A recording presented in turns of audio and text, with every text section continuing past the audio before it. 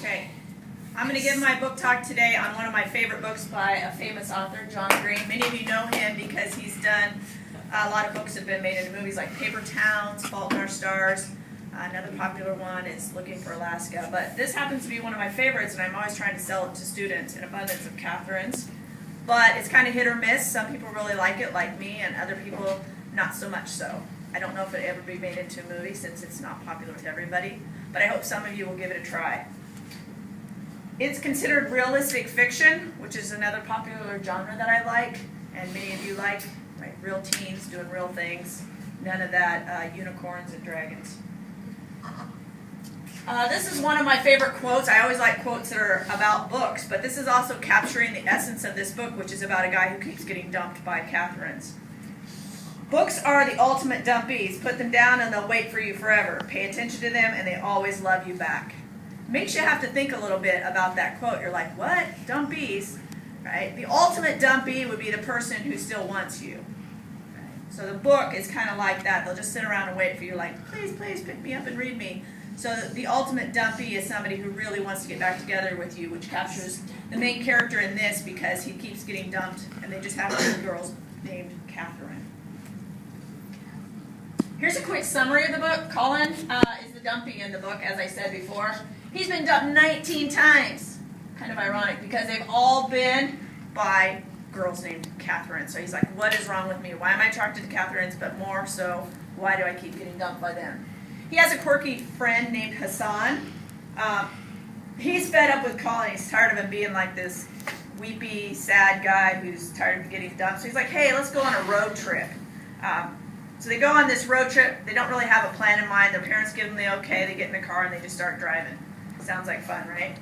Along the way, Colin is working on a theorem. He's kind of the math nerd in the book. He's working on a theorem to figure out why he keeps getting dumped because he's like, if I can apply it to math and figure out why, then I can avoid this happening in my life.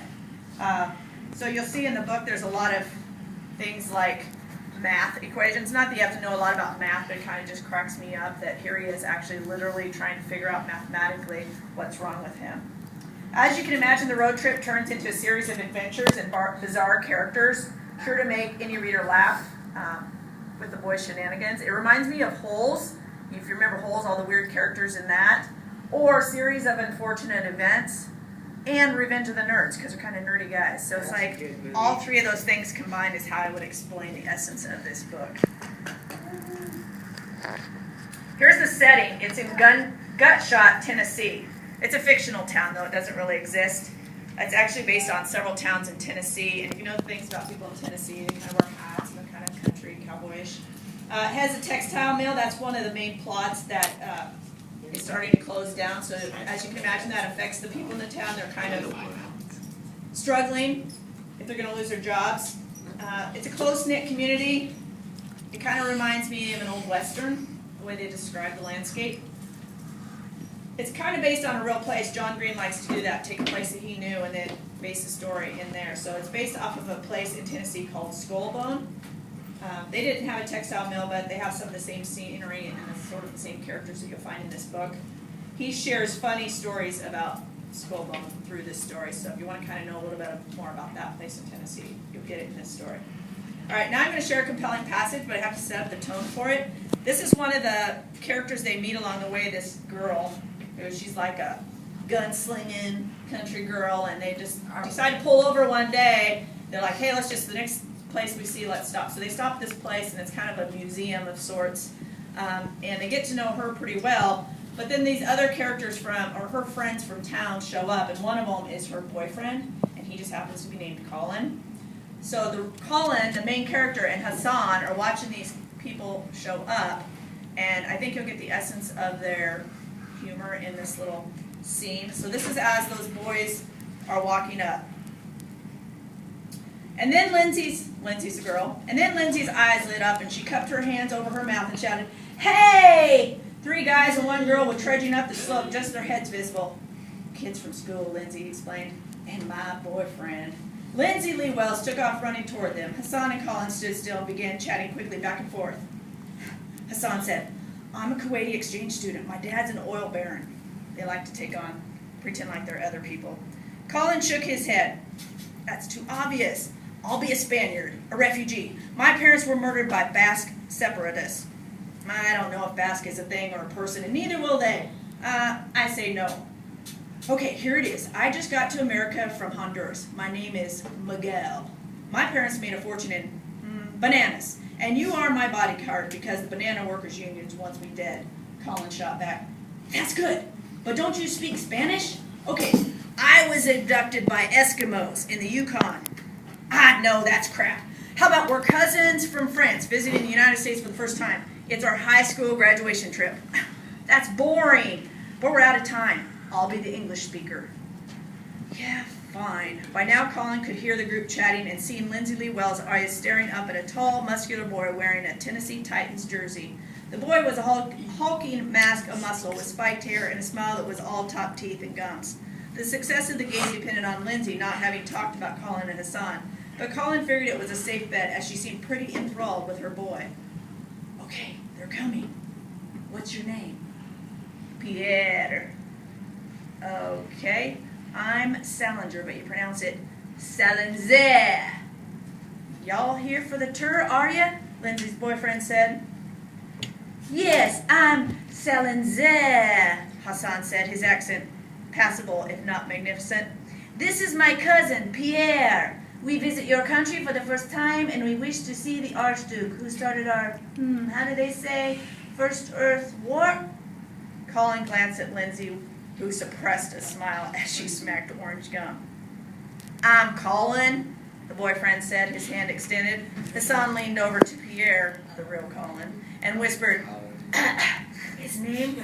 We'll call him the other Colin. Hassan then said, my cousin here, he speaks very little English. I am his man of translate. The other Colin laughed, as did the other two boys, who quickly introduced themselves as Chase and Fulton.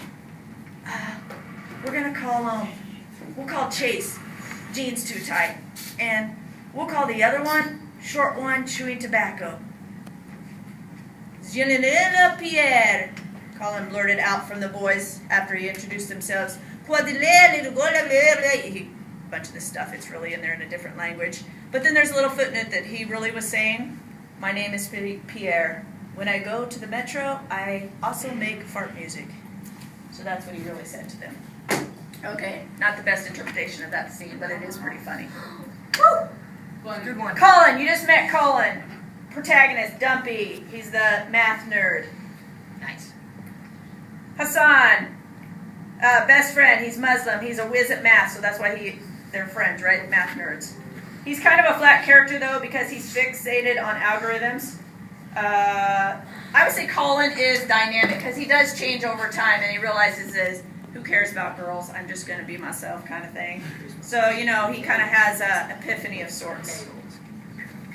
Conflicts, man versus self. Of course, mostly it's Colin trying to figure out what's wrong with him and these girls. It's also man versus society because of the textile mill in town that's shutting up. But it's also man versus man because, as you can imagine, two boys on a road trip, they do squabble quite a bit and fight, just like you sort of saw in that scene, like what kind of characters are we going to be? They like to play games, but they kind of fight over like what they're going to do. I give it 5 stars. It takes a lot for me to laugh or cry in a book, and this one actually had me laughing out loud at times, so that's why I'd rate it 5 stars. If it can get me to laugh, it's worth it. Who would like this book? John Green fans. If you like John Green and haven't tried this one, I'd suggest you try it. I think boys would like this. I'm always trying to get boys to read things besides Michael Bay and Maze Runner and those things. And wouldn't you like to laugh too? That's what I'd say. Anybody who wants to laugh, you need a stress reliever. People who like polls, series of unfortunate events, and even nerdy math-minded folks. So I have to cite 2 things, the cover that I used, and also I used the book, so I had to give a citation for that. The end. Yes!